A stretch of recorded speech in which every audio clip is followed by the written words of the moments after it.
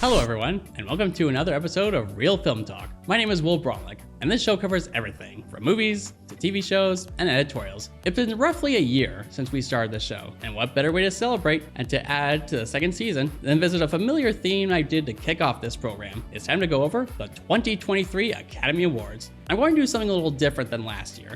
I'm going to go through the winners and nominees and give my overall thoughts on some of these categories. Without further ado, let's start.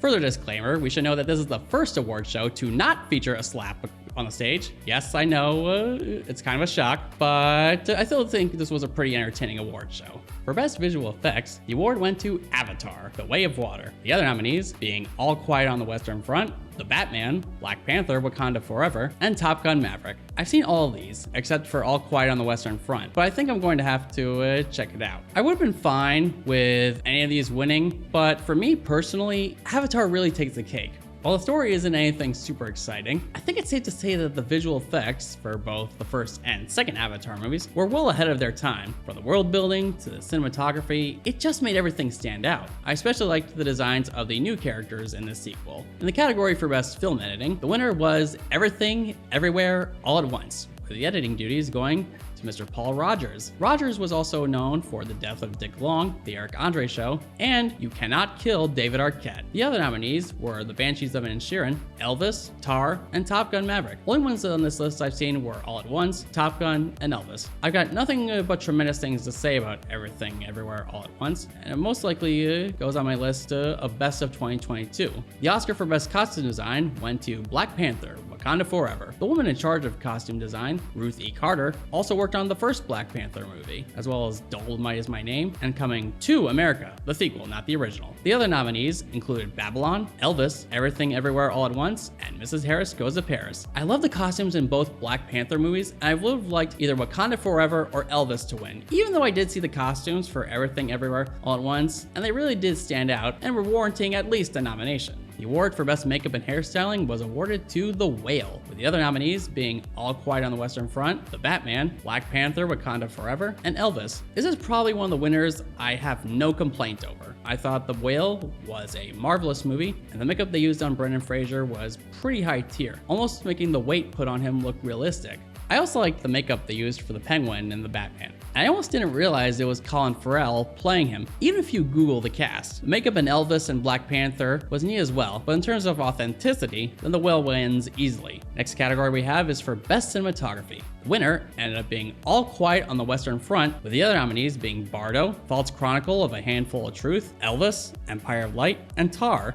The person in charge of cinematography, James Friend, also had work involved in projects like TV series The Acolyte, Patrick Melrose, and Your Honor. The last war movie that won the Best Cinematography award was 1917, with the man in charge being the great Roger Deakins. They did a phenomenal job shooting and editing to make it look like it was done entirely in one shot, as well as adding in some stunning visuals. Roger Deakins has become one of my favorite filmmakers today, and I hope he keeps it up. As for All Quiet on the Western Front, I've seen stills, I know it doesn't count, and it looks amazing. We can add this to the seemingly ever-growing list of movies I need to see. Up next, the award for Best Production Design. The winner was All Quiet on the Western Front. The other nominees were Avatar: The Way of Water, Babylon, Elvis, and The Fabelmans. For the Oscar for Best Sound, Top Gun: Maverick took home the award over All Quiet on the Western Front, Avatar: The Way of Water, The Batman, and Elvis. These next two categories are kind of a personal favorite of mine. First, we'll cover the Oscar for Best Original Song, where the song Not Two Not Two from RRR took home the award. The other nominees were Applause from Tell It Like a Woman, Hold My Hand from Top Gun: Maverick, Lift Me Up from Black Panther: Wakanda Forever, and This Is Life, or This Is a Life from Everything Everywhere All at Once. I love the category for Best Original Song because it can introduce us to new music we may hear regularly, and I have a few of them on my playlist, and I feel like each song could really stand out. One of my favorites was Lift Me Up, as I thought it was a pretty emotional song, and it's a good way of saying goodbye to the late Chadwick Boseman. Next category I love is Best Original Score. Me personally, I think one of the things that can make a movie great is the composed music. We all have those scores that really stand out. Star Wars, Harry Potter, Jurassic Park, Tim Burton's Batman, and many more. The next movie to be honored with this award was All Quiet on the Western Front, with the music being composed by Volker Bertelmann. Next on deck, we'll talk about the Oscar for Best Animated Short Film. The winner was The Boy, the Mouse, the Fox, and the Horse. The other nominees were The Flying Sailor, Ice Merchants, My Year of Dicks, and Ostrich Told Me the World is Fake, and I think I believe it. And yes, that is an actual title. For the award for Best Live Action Short Film, we got An Irish Goodbye as the winner. For the other nominees, Ivalu, Les Poupées, Night Ride, and The Red Suitcase. For Best Documentary Short Subject, The Elephant Whisperers won over Haul Out, How Do You Measure a Year, The Martha Mitchell Effect, and Stranger at the Gate. Next is Best Documentary Feature, where Navalny is victorious over All That Breeze, All the Beauty and the Bloodshed, Fire of Love, and A House Made of Splinters. The award for Best International Feature was awarded to All Quiet on the Western Front as they win over Argentina, 1985, Close, EO, and The Quiet Girl. So funny thing about this next category is that I made a prediction when I did a review on one of these movies. For Best Animated Feature Film, the award went to Guillermo del Toro's Pinocchio over Marcel, The Shell with Shoes On, Puss in Boots, The Last Wish, The Sea Beast, which is quite underrated. If you haven't seen it yet, go check it out. And the last nominee was Turning Red. And even though I really liked that movie, I personally like Pinocchio more. Did I tell you guys, or did I tell you guys? Yeah, Will, we know. You've been saying that for the past 3 days. I have no idea what you're talking about. I'm a very humble guy. From the visuals to the chemistry between the characters, everything just felt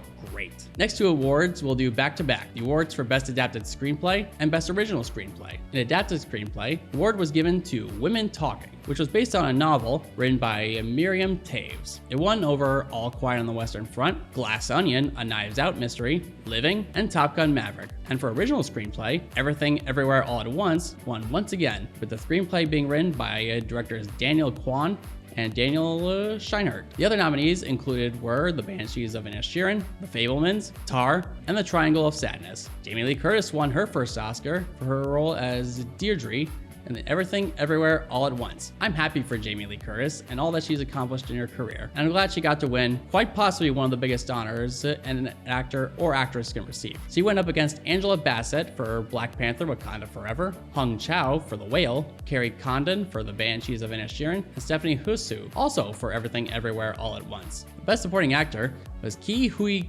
Quan for Everything Everywhere All at Once. The other nominees were Brendan Gleeson in The Banshees of Inisherin, Brian Tyree Henry in Causeway, Judd Hirsch in The Fabelmans, and Barry Keoghan in The Banshees of Inisherin. Some of you may know Quan as Data in The Goonies. He was an extra in the first X-Men movie that came out in 2000, and no joke, he was also Short Round in Indiana Jones and the Temple of Doom. His acceptance speech was nothing but inspirational and emotional, as he thanked all the people who helped his career, especially Steven Spielberg. Huge congratulations to Mr. Kwan, and I look forward to seeing what he does next. Next awards are for Best Actor and Actress. Best Actor was awarded to Michelle Yeoh for Everything Everywhere All at Once, with the other nominees being Ana de Armas, Cate Blanchett, Andrea Riseborough, and Michelle Williams. In the award for Best Actor, I was expecting Austin Butler to win for his role as Elvis, but honestly, this one felt even better with how much this man has gone through. The award went to Brendan Fraser for his show-stopping performance in The Whale. The other nominees were Austin Butler in Elvis, Colin Farrell in The Banshees of Inisherin, Paul Mescal in Aftersun, and Bill Nighy in Living. I urge you to see The Whale as soon as you can so you can see the impact Fraser's performance has. My best advice, bring tissues, because you'll most likely need it. We got two more awards to cover, and both go to Everything Everywhere All at Once. For Best Director, going to co-directors Daniel Kwan and Daniel Scheinert over Matthew McDonough for The Banshees of Inisherin, Steven Spielberg for The Fabelmans, Todd Field with Tar, and Ruben Östlund for The Triangle of Sadness. And it also won the prestigious Best Picture, beating out All Quiet on the Western Front, looking to be the next international film to win Best Picture, Avatar: The Way of Water, The Banshees of Inisherin, Elvis, The Fabelmans, Tar, Top Gun Maverick, Triangle of Sadness, and Women Talking. To tally up the awards, Everything Everywhere All at Once won a total of 7 Oscars out of their 11 nominations. All Quiet on the Western Front won 4 of their 9 nominations, and The Whale won 2 out of their 3. To sum it up, 2022 was a pretty darn good year for movies. That wraps up this episode of Real Film Talk. I hope you all enjoyed it. Until next time, this is Will Braunlich, and I will see you at the movies. Save a seat for me.